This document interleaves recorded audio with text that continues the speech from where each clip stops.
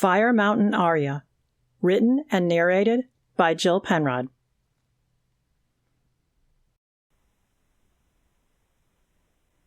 Chapter 5. Trace didn't sleep well, rising long before dawn and heading upstairs to watch the sky lighten. Once reefs had fed his soul, but now he looked at the rolling hills, smelled the scent of crops and livestock, and simply wanted to flee to the ocean for safety. It all felt so fragile. What possessed men to live down here where the natural world was so dark and cold and forbidding? Sure, reefs felt like havens, dry and thriving, but they were tiny specks in a huge and angry body of water that didn't care about their survival at all. Survival. He'd once thought himself special because of his powerful eld-singing skill. He'd been wrong. Now he wondered if anyone was special or had purpose. It all boiled down to survival, to living and procreating and dying. What was the point of any of it? Way to overthink in the morning, he scolded himself. He walked to a low hill across the street, part of a wide hayfield, and took out his panel. It was still dark, but a zygotic sun-filled sky never went completely dark. Some of the fluid always clung to the lower stone, creating dim light. He'd been above the surface a few times, and had seen the real sun, stars, and moons. He'd also seen real darkness one cloudy night when no light came from the heavens. It was scary and reminded him of the depths of the sea. Darkness filled both the ocean below and all the space around the planet above. A whole lot of dark emptiness. Sometimes he knew he looked just the same inside, little more than a pocket of dark emptiness. Pushing wind into the panel with his mind, he played a wide search across the fields and over the nearby hills. He ran through several villages as he did, lingering on the foci of the villagers.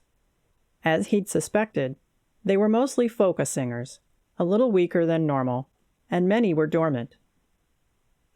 Echo couldn't feel those in a search at all, but Trace could feel everyone. All asleep, he said. Nothing like the agricultural life to wear out a person enough to sleep. He'd added a little twist to his search, a diagnostic Echo would never approve, that let him feel foci more deeply than a normal search. Dayton's unusual calm had him intrigued, and curiosity felt so much better than all the messy things he'd been feeling lately. Almost immediately, he discovered something unusual, and he played a long time, jumping to 4 separate locations in the reef to make sure. But he was sensing it correctly. Those who lived close to the wall, and a few further out, all had a strange pulse in their energy. It wasn't a focal pulsing, because he found many non-singers with the same pulse. He jumped toward the wall between the chambers, amused that the people nearby thought they lived with the ocean on the other side of them. Instead, a large space stood between them. He hoped today he and Echo could answer a few questions about that space. Was it cold and dark? An abandoned bay suggested someone had once planned to terraform it and live there, but it seemed unlikely that had happened. Reef tech hadn't been viable at this depth until 200 years ago, and it appeared nothing had been terraformed in this section until 100 years ago. Using a handheld scanner, he tried to determine something from the wall, but either the stone was especially thick or especially dense, because the little machine couldn't penetrate and give him answers. However, the temperature of the wall was higher than expected, which meant something other than the ocean was on the far side. 2 degrees, he said quietly. The whole reef was about 2 degrees warmer than a normal reef, and here it was 2 degrees above that. A 4-degree difference didn't sound like much, except it never happened. Zygotic sunlight and Stethka ran at an even temperature, and the internal and external temps could be determined almost to the degree by the depth of the reef. So, this was unusual rock, or, more likely, something on the other side of this wall put off heat. Mysteries, he said, grinning. I do love mysteries. He almost used his panel to search through the rock, but Echo would be hurt. She'd want in on the discoveries. Also, the sky was beginning to lighten, and he wanted to get home before Echo got up. They had a lot to do today, and he was excited about that. He remembered the last time he'd gotten excited about something, and now those memories felt haunted. They'd planned a surprise birthday celebration for his mother 3 cycles before she'd died. All of them had gathered, 3 ships of family, as well as distant family, still living on Bougainville. He'd not celebrated since. He'd not gotten excited since. And while he felt wrong about doing it now, that internal pocket of dark emptiness calling for more attention than it had the right to call for, he admitted to himself that yes, he was excited about solving a mystery. He hoped it wasn't the danger that called. Echo thought he had a death wish, but he didn't think she was right. Not caring to live was different than wanting to die, right? He jumped back to the village, feeling Echo asleep nearby, along with a good number of folk-singers and non-singers asleep in their homes. It seemed only he was awake this morning, settled on a low hill so he could see the village ahead with the wall and the docking door behind the low homes. "I wish I could love it again," he whispered. He'd tucked something into his pocket before leaving the inn, something he'd barely touched in cycles. Echo would make a big deal of it, so he'd kept it hidden, but now he held it on his lap. As an eldsinger, he related to the world through his focus, but his mother had encouraged him to use his senses. She loved to fill their world with scents and sights and textures, forcing her powerful children to use all of their minds and spirits in everything. Under his mother's tutelage, he'd developed a love for drawing and sketching, and he quickly scratched a few lines in his drawing book. How long had it been since he'd felt the softness of the paper or heard the scrape of his chalk against it? Closing his eyes, he let the sensations wash over him, bringing both familiar joy and painful memories of things that would never be again. The Zygotic sun was barely beginning to light the sky, so he couldn't see much more than shadows from the village or his paper, but his hands knew the motions to sketch what his eyes saw. He exhaled slowly and put the small pad back into his pocket. Maybe he wasn't ready for this. Maybe he'd never be ready for this. But at the same time, his fingers itched to continue. His ears longed to hear the sounds, and his eyes wanted to see things and tell his fingers how to recreate them.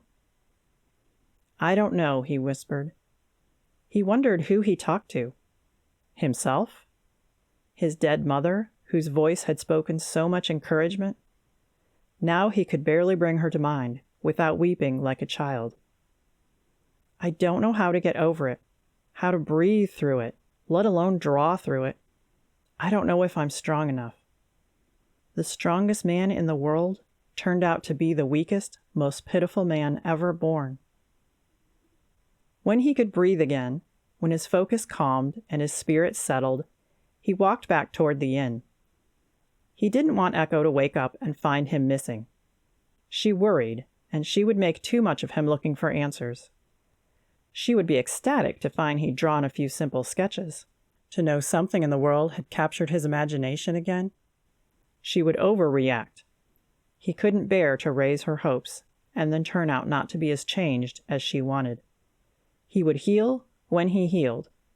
She couldn't fix him, no matter how hard she tried.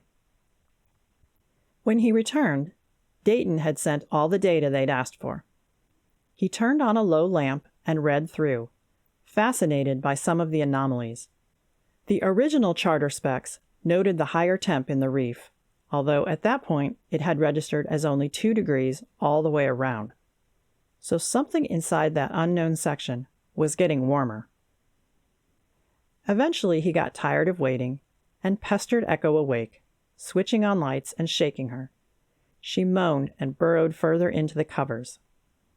"Just a little longer," she grumbled. He laughed. Echo never woke up easily. "If you don't get up, I'll jump you into the cafe in your night clothes. We have discoveries to make. This reef has more than one mystery, and we need to know why." This got her up, growling as she did. "Fine," she said, sliding out of bed. "Can I have 5 randoms of privacy to change? Perhaps 25 to shower? And maybe eat? We haven't had good reef food in way too long." Trace sat on the edge of the bed with his arms crossed. "Fine. We can be civilized and shower and eat. I'm going to finish reading data while I wait." She moved as quickly as possible, and over breakfast at the inn, he filled her in on what he'd learned. The reef was terraformed 100 years ago and then given 4 years to heat up and settle, so nothing out of the ordinary there. At that time, Crichton terraformed 15 reefs, so the data isn't as complete as I'd like. They did too much, too fast, which might explain missing an old docking bay. What should have gotten someone's attention was the temperature. They were aware of it, but didn't seem bothered. Last night I checked around the wall, and near the chamber wall, it's now 2 degrees warmer than over on this side. Echo stopped with a pastry almost to her mouth. "So 4 degrees?" Trace nodded. 4 degrees. At the time of the first zygotic fluid installation, they noted 2 degrees. Echo shook her head. "It's getting hotter." "Yeah, it could be natural," Trace said. He took a deep breath, tamping down memories that came with this conversation. Echo said he could tuck some emotions away. He didn't know how or why, but he hoped he was doing that now. She didn't need to know how much this whole endeavor scared him. Was he destined to choke on this fear forever? Maybe the other side of this reef has lava flows, or... She knew what he didn't say, of course. What if the temp on the other side was a gas fissure? Could a person find such an unheard-of anomaly twice in his life? He sure hoped not. "We'll figure it out," she said, placing her hand on his arm. "We'll keep them safe, Trace, just like we kept Bougainville's people safe." He pulled his hand away and said nothing more about it. "Something else," he said. "I scanned the population, and everyone here pulses. There's some kind of energy that alters my perception of them, singers and non-singers, including Dayton." She laughed. "Okay. You think that's related to the empty side of this reef? The side that's also heating for no reason?" "I honestly have no idea. I've never felt anything like it. However, it's almost limited to proximity to the inner wall. I suspect those who pulse from further out once spent time or lived near that wall. Whatever's beyond that wall is hot, and it causes people to pulse with a very slow, specific energy." "You ran scans on sleeping people." He held out his hand. They weren't going to debate this today. This conversation about privacy and singing searches could wait. He felt justified using every weapon in his arsenal to assure the safety of this reef. She let him have it and went back to eating. He knew neither of them would ever win the argument, so it was best not to keep arguing it. "It's a nice reef," Trace said as he worked on his own breakfast. From here, they were close enough to the east wall to see it, and he gazed up where the stone wall disappeared into the mists above. The clouds a mix of water and pale, gold-white Stethka particles. The clouds, beautiful and rain-bringing, were also the most important part of a healthy reef environment. He tried not to think about sketching it. He'd barely thought about drawing for cycles. The few fumbled lines he'd drawn this morning in the dark seemed to have called forth a longing he never thought he would feel again. "But I'm ready to be home," he added. This was true. In the skipper, he found less that called to his artist's mind. He could play the reeds and plan repairs and never give thought to this part of him that fed on emotion and longing and intense perception. He perceived enough through his focus. He didn't need all his other senses clamoring for his attention. Is it home to you? She asked. You no longer think of Bougainville as home? We grew up there, but we've been grown for a while now. The skipper is home. Anyway, who cares if I consider Bougainville home? It's nobody's home now. I know. Maybe your way is healthier. When I hear the word home, I still think of the little house with the creek in back. But do you miss it like home? He asked. When you're tired at the end of a long day, do you really think of our childhood home, or where we keep our adult clothes and our adult shoes? Our beds with soft sheets and pillows where we sleep every night? She laughed. Fine. I think of the skipper as home. Although, I also feel homeless sometimes. I think of home as our skipper and you. When you're in the skipper with me, we're home. The words surprised him, but he meant them. He hadn't been good to his sister since the accident. Feeling her joy at the sights, sounds, and tastes of a reef made him even more aware of how terrible he'd been to her. He'd never meant to lose Echo, but if he wasn't careful, that could happen. He wished he knew how to put the accident behind him and find joy of his own to share with her, but he honestly didn't know where to start. Thanks, she said. They walked back to the docking bay in silence. One echo broke. You feel sad, she said. I hope one day you can enjoy reefs again. He shrugged. Not that easy. I know. Regardless of what the charter had said, it was an accident, Trace. A tragic one, but still an accident. And those can happen anywhere, at any time. He frowned. I don't like that. I don't like the whole world to be unknown like that. She said nothing, and he understood. She couldn't change the reality of the world. Neither could he. At one point, he'd been so arrogant to think his skills made him different, maybe immune to things that broke other people. He didn't hang on to that opinion after his world quite literally came crashing down. Although they walked the reef, once they got to the skipper, Trace jumped the ship straight out of the docking bay, and a few more jumps around the reef landed them on the ocean floor next to the hidden docking bay. He maneuvered the skipper so her lights shone on the site, which was so overgrown there was no sign a docking bay had ever been here. Well, I guess that explains some of this, he said. The sensors say we've got a tunnel there, filled in with debris and plant life, but you sure can't see it. Let's get some sensors going and then run a slow search with the reeds. Because of the work they did, their skipper was equipped with state-of-the-art sensors that could penetrate the densest reef stone, and Echo wandered the equipment room and adjusted things. Their dad had always wanted to make one central panel to work all the equipment, but their mom liked working each piece manually. That had been Mom, always about the process as well as the outcome. Enjoy the journey, she said. Life has more journeys than destinations. He'd spent too much time remembering Mom today. He had a mystery to solve, and she would be proud of that. Trace? Echo asked. Likely she felt his bittersweet walk through old memories. You okay? Just remembering their battle over the sensor panels. She gave him a sad smile. Enjoy the journey. Sometimes the journey isn't all that enjoyable. No, he said, but maybe today it is. She finished setting equipment, and they waited and watched and read data. Trace frowned at the atmospheric sensor, which wasn't giving him the data he wanted. It's not reading, he said. It says we've got too much rock.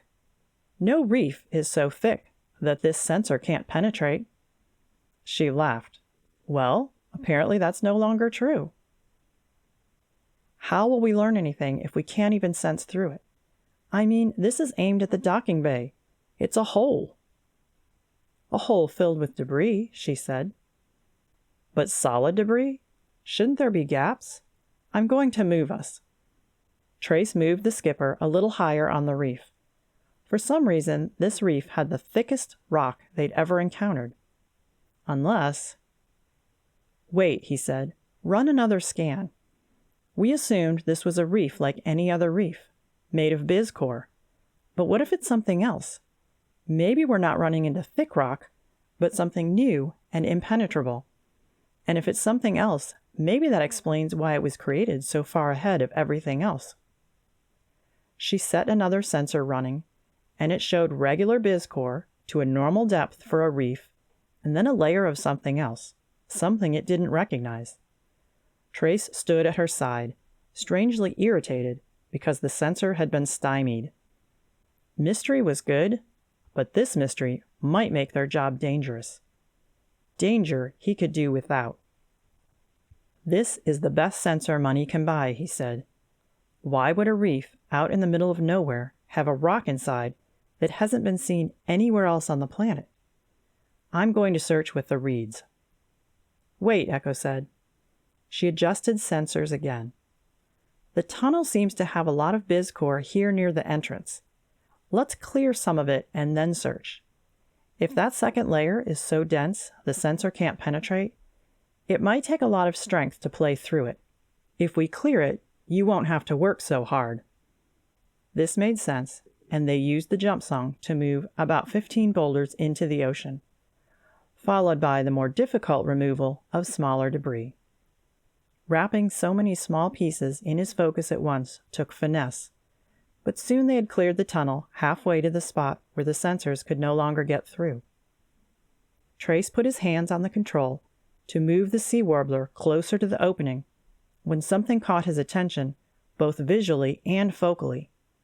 A wild, fluctuating energy came from the hole, and he reacted by pulling back, moving further from the reef as a collection of creatures emerged.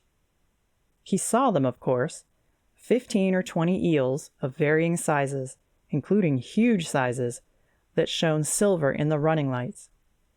They seemed to be covered in scales that caught and reflected the light in a myriad of metallic colors. Then each had tentacles streaming back from its head, bioluminescent, transparent tentacles glowing in shades of lavender and red, even some pale blue. But more than seeing them, he felt them. They didn't have foci like singers, but they emitted a strong energy, and he knew they were frightened. He and Echo had moved rocks from their home, and they streamed out in fear and panic, reacting with little thought but escape. He sucked in his breath as their fear swamped his senses. What had he done? He hadn't meant to hurt anything, but their reaction hurt to his bones, reminding him of the final moments of his family, the final moments of Bougainville. He had hoped never to feel such panic and fear again, and he'd certainly hoped never to cause it again. The animals disappeared from sight and senses, and Echo gave him a long look. What? He asked. I'm sorry, their fear was overwhelming. Their fear? You felt their fear?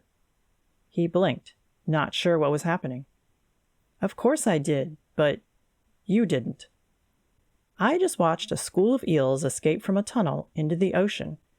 Sure, they might have been afraid, or maybe we released them and they were fleeing in joy.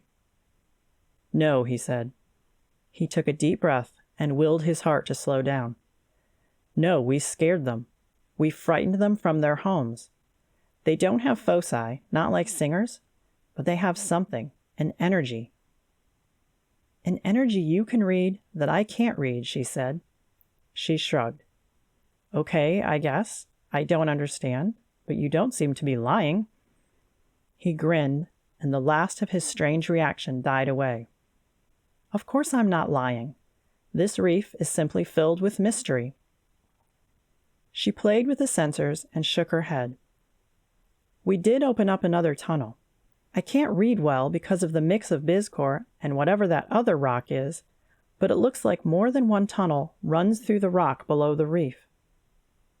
Maybe it's solid, Trace said. Maybe we can't feel through it because it's a solid rock, riddled with tunnels. Hard to say, Echo said. I know how to find out, Trace said. It's time to run that search. Be careful, she said. Everything here is unknown. He rolled his eyes at her caution. They'd wasted enough time with the sensors, and it hadn't helped. It was time to find real answers, and that happened with the reeds. For most of his life, the reeds had answered all his questions and fixed all his problems.